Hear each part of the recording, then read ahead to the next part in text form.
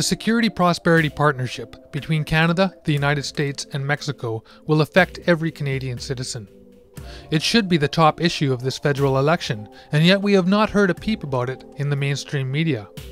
Why is that? Over the last year, I've been working on a full-length documentary about the SPP, and I have talked to many researchers, economists, politicians, and public advocates about what is wrong with this process. It disturbs us that democracy is actually being stolen away from us under this guise of this corporate, competitive global agenda. The SPP affects over 300 regulatory areas and every ministry of the federal government.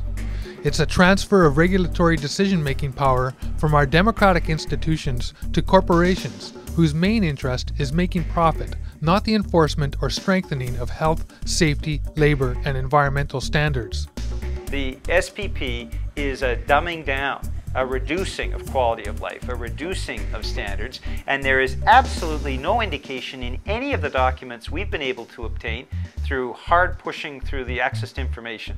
Not a single indication that we're looking for a higher standard anywhere.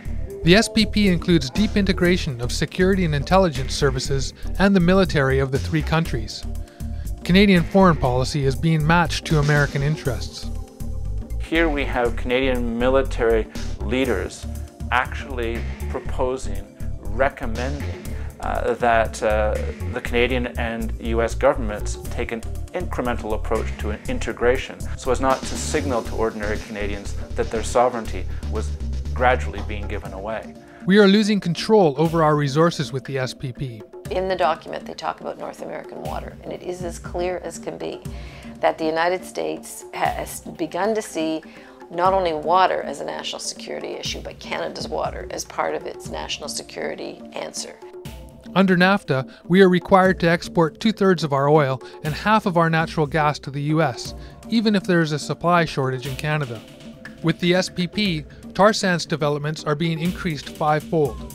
Instead of creating steady long-term jobs, we are bringing in cheap foreign labor and exporting raw bitumen to the US rather than processing it here in Canada. How is this rapid increase in resource extraction good for long-term employment in the oil industry in Alberta, or for the energy security of Canada? What about our commitments to Kyoto and combating climate change? The SPP process was started in secret by the Liberal government of Paul Martin. The Stephen Harper Conservative government has continued pushing the process forward in their typical secretive fashion. Over the last year, I have tried to get interviews with government ministers and other proponents of the SPP, so they could explain to me why they believe this process will be good for Canada. None of them are willing to talk to me on camera. In August 2007, at an anti-SPP protest, I videotaped Union President Dave Coles confronting 3 Sûreté de Quebec police officers dressed as radical protesters who were trying to incite a riot by attacking the Sûreté de Quebec riot squad. This outrageous act was not only unconstitutional, it was illegal. I have written dozens of letters and made dozens of phone calls to members of Parliament about this incident, requesting a formal public inquiry. I have not heard back from one Liberal member of Parliament. I received a response from Public Safety Minister Stockwell Day, basically telling me to take my concerns elsewhere. Apparently undercover police officers trying to incite a riot is not a public safety issue in his mind.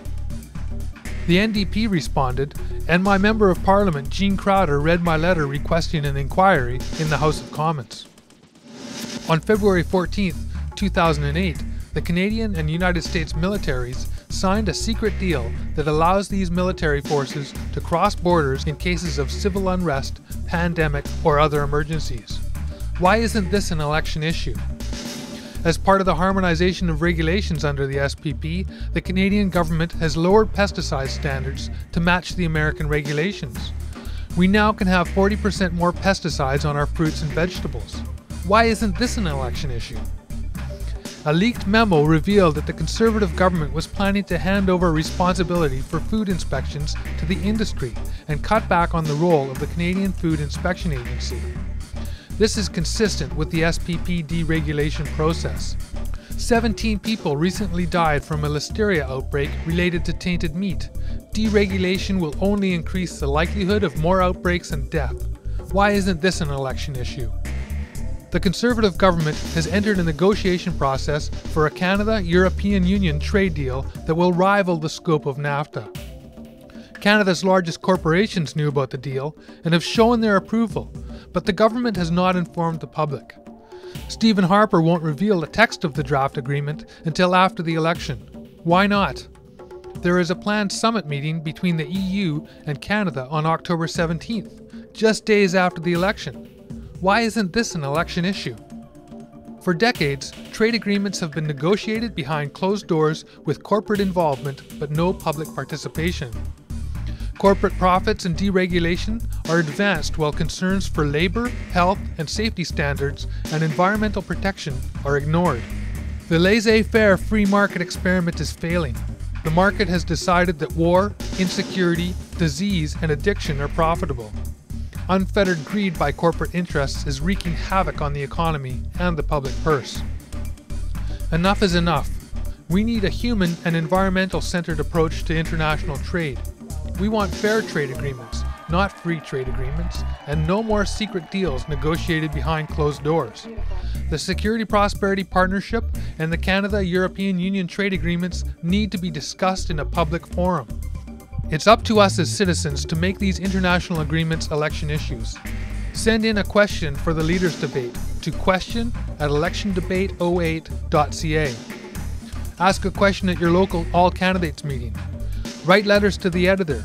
Phone radio call-in shows and talkback lines. Stand up, Canada. It's our country and our democracy. Let's keep it that way.